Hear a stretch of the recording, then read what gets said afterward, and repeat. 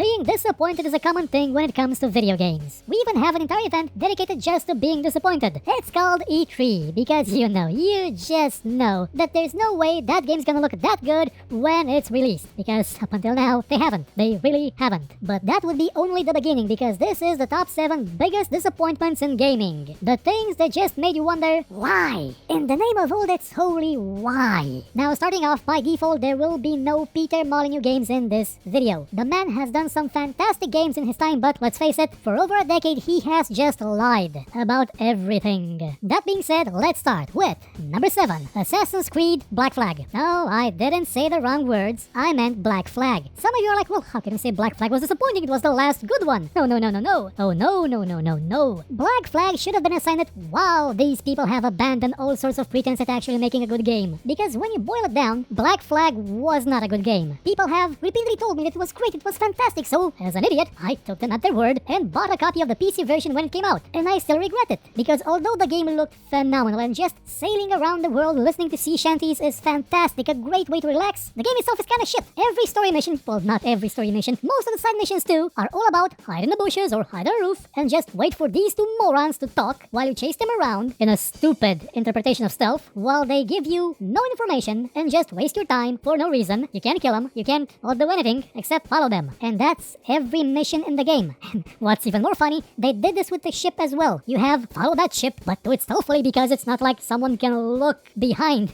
their ship and see that they're being followed. And don't engage, just stay back and be sure to avoid these patrol ships that have just about the same sight range as, well, a blind mole would be the correct term because it's open sea. You can see me, I'm a gigantic ship in a very small ocean. And it's not just that, it's that the game had no actual functional economy, just a resource sink. The combat was again not that good. You couldn't capture other enemy ships. Oh sure, the game told you could capture them, but they only let you use them for that really awful mobile game they put in the game. The story at most points made no sense and was just dumb, tedious and dumb. And although we were in an open world, a gigantic open world, you never were in that open world in any sort of mission. Like, hey, here's an idea. I just captured that fort, and I know there's a legendary ship right out there. I can see it almost. How's about I lure it to my fort and just unload on it? You can't. You'll exit the mission area, even if the ship's chasing you. Now again, when it came to atmosphere, visuals, fantastic game. Superb. Audio, fantastic, excellent. It had no peers, basically. But at being a game, Black Flag was crap. At being a pirate game, it was outclassed by a game made 20 years ago, in every way possible. And people complained that Unity was crap out of nowhere. Yeah, right. Not to mention that they changed some of the rules for multiplayer and made it kind of, Though they did that game lab thing, which would have been nice if it had some dedicated servers. Number 6, The Crew, a racing MMO. You literally cannot screw this up. They did. Oh my god, did they screw this up. Firstly, not really an MMO. An MMO would,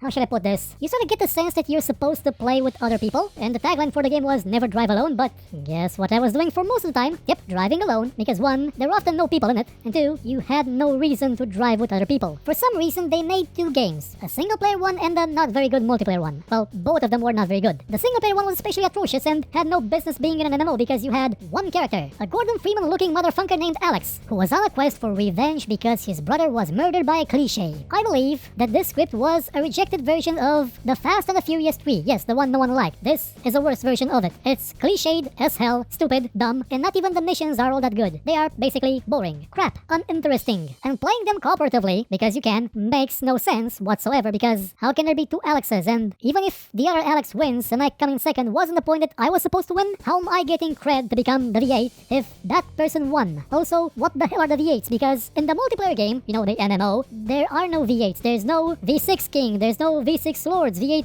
Uber Kings. There's tigers, bears, snakes, eagles. There are other factions. What I'm getting at is that the multiplayer has no relation to the single player. And again, like Black Flag, it's a wonderfully beautiful world through which I just enjoy driving through. Only you can't actually do much while driving through it. Yeah, there's a couple of challenges which get you nothing, especially if you drive a stock car because for some reason you can't unlock stuff with stock cars. And also it doesn't matter if you unlock something unless it's platinum because it's either platinum or nothing. Also, instead of making a game where you can drive what you want, the car that you dream of, the car that you'd want to drive, you have to basically level up until you get the kind of car you want. So you can't drive an off-road Hummer, you have to unlock the off-road class, which is dumb as shit. The progression in this game was dumber than dumb. It was abysmally dumb. But the dumbest of dummy dumb things possible was that all the races, all the multiplayer races, were instanced. Very, very small instances were used for races. So if you're thinking, man, this is an online racing game in which you can freely drive to the entire United States and actually see Donald Trump's wall. This would be a great place to do a cannonball run. You can't. Nope. No cannonball runs here because, well, not a lot of people can actually fit in one instance of a game map. And also, it has fast travel. Yep, the racing game with cars that can go at 400 kilometers an hour has fast travel, which is honestly a very efficient way of exploring the map. And this game had so much potential. Oh my god, it was the last Ubisoft game I was actually mad about. I was thinking, man, I have to get this game. I need this game. It's a racing game like I've always dreamed of. And I did. Well, I got a press copy of it and it was shit. And I told them it was shit. I told them how to improve it. And they did some of those things in an expansion, a paid-for expansion that wasn't part of the season pass, although it was launched before the game was 1 year old. And that's why I don't buy Ubisoft games anymore. Number 5. Electronic Arts has exclusivity to the Star Wars license. You know Electronic Arts, right? You know what kind of games they do, what kind of games they've done, what they have turned franchises that they have owned, that they have built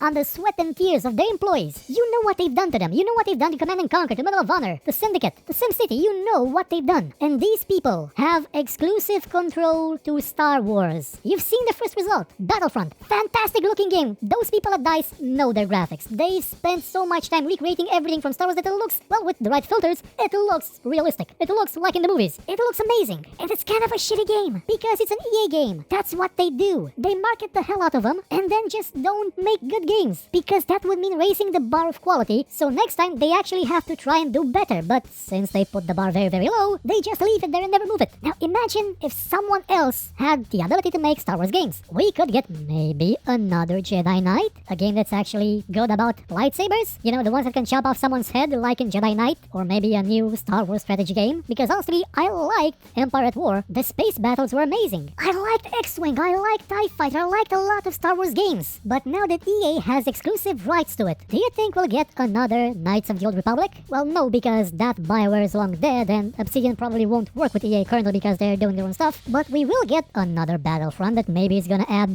2 new maps. It's gonna make it about smugglers and whatever the equivalent of cops was in Star Wars. I don't know, Imperial Customs Officers maybe? Now, when it comes to money, EA has it. So they could make good Star Wars games. They could make all sorts of good games. But they don't. Because that's not what EA does. Number 4. Motion control. When I first played the Wii, I was just amazed by it. I mean, man, yeah, sure, it may be a bit imprecise, kind of flaky, and the characters just run whatever they need to, but that tennis game is fun. Hey, if I can make this Wiimote track a lightsaber or a sword or something like that, I could make a really, really good, or at least interesting, combat game. And you know how many kind of those games we got? 1, Wheel of Steel. And from what I understand, it wasn't very good. I think the sequel may have been better, but I have no idea because I didn't play it. And then PlayStation came out with its own motion controls which were amazing. Like, they were, no joke, fantastic. What games used them? None. Absolutely none. And then the Kinect came out which was kinda crap. I tried it once. It was slow, painfully slow, but it had a Star Wars game where, while it did have a combat portion which was awful, it sort of remained ingrained in the minds of everyone as that dancing game where, let's just forget it happened. But were there actually any good motion control games? Was there a new Die by the Sword? Did they implement strategy games on consoles with this because they could? No, they didn't. They didn't do anything because they treated it like a gimmick, like something, oh look, let's put this on the marketing, it says motion controls for your grandma and your dog. And then they did nothing with it. Nothing. For 10 years they did zilch. Only now, with VR, are they actually doing good things with it. And no, I'm not talking about the console people. No, I'm talking about HTC and Valve. The motion controls for the Vive are amazing. They're superb. They are fantastic. And PC compatible. Though to be fair, PC has had good motion controls for a while, like the Leap Motion, which again wasn't used by just about anyone for video games because, well, no one was pushing Leap Motion as a product.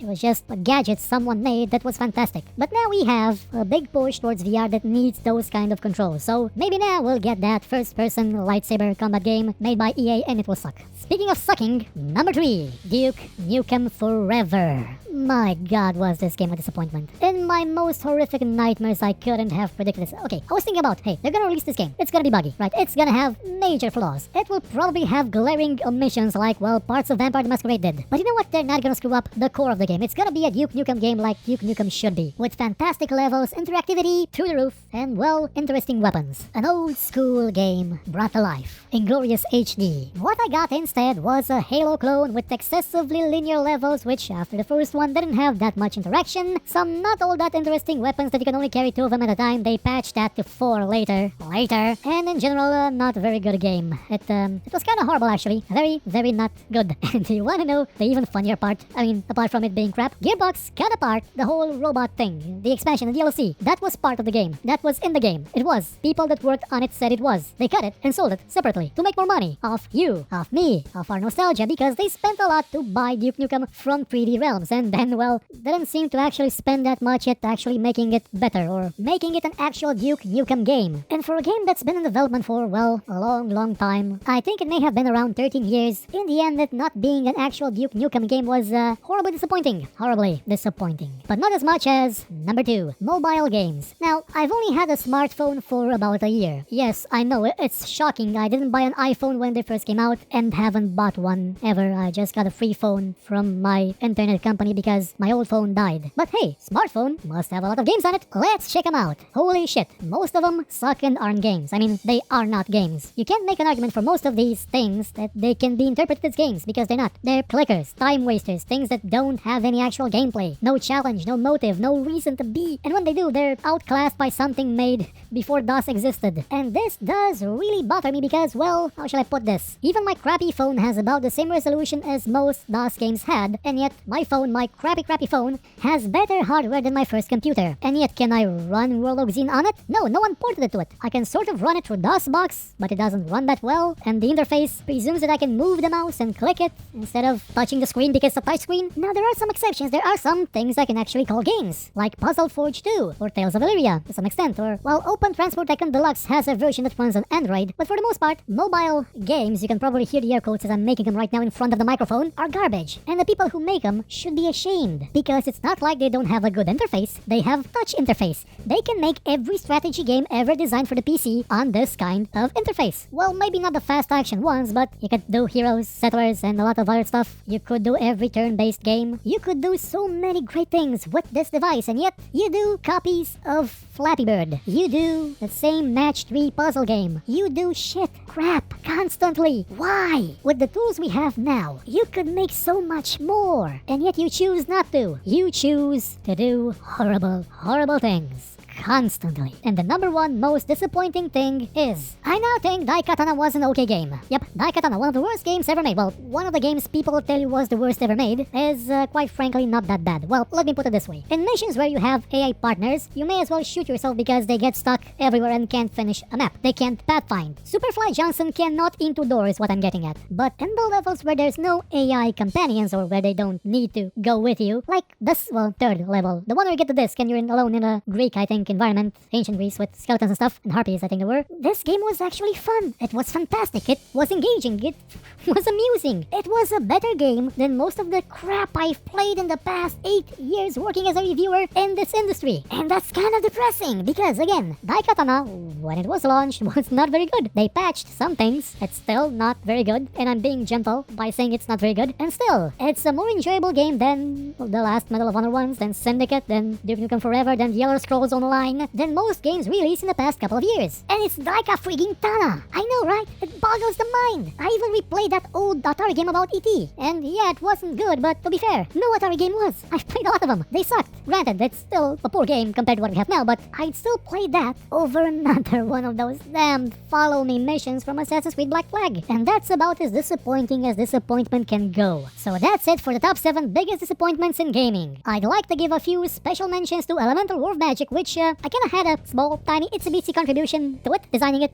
There's a spell there I made, but the game was horrible on release, though it was horrible for good reasons. It was bigger and more creative than the studio could handle. Another special mention is awarded to Alpha Protocol, which had a good idea, good way the story worked, but it had some gameplay elements and level design made by people who played too much Call of Duty. Another special mention is awarded to Adventure Games being shit now. And lastly, another big disappointment is that I currently do not have an HTC Vive. So Valve, if you're watching this, hit me up. Sure, I can't actually run it because my video card is not good, but in 2 or 3 years, I'm gonna get a better one. And probably a HTC Vive version 3, which is gonna be cheaper and better, and will probably have that first-person sword fighting game I've been dreaming of since they announced the Wii. If you enjoyed this show, hit the like button, subscribe, and share it with your friends. Or, if you thought it was horrible, then share it with your enemies and make them suffer. We shall be your weapon of vengeance. But if you liked what you saw, you could, I don't know, maybe donate, because basically YouTube is horrible at revenue, by using the link in the description, or just buy my book. It's a fantasy book about, well, a lot of stuff. I guarantee it won't suck, and if it does suck, you can find me here and complain about it.